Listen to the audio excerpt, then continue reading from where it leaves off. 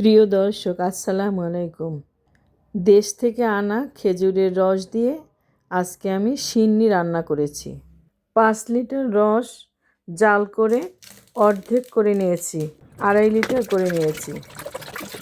চুলার আঁচ মিডিয়াম করে আস্তে আস্তে জাল দিয়েছি।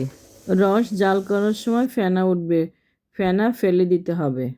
জাল করে কমিয়ে নিয়েছি। এর মধ্যে হাফ কেজি চাল ভালো করে ধুয়ে নিয়েছি।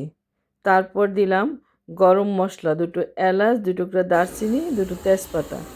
এবারে দিলাম কোরানো নারিকেল। চাল দিয়ে ধীরে ধীরে সিদ্ধ হতে দিয়েছি। খেজুরের রসের স্বাদটা যাতে ভালোভাবে বসে যায়।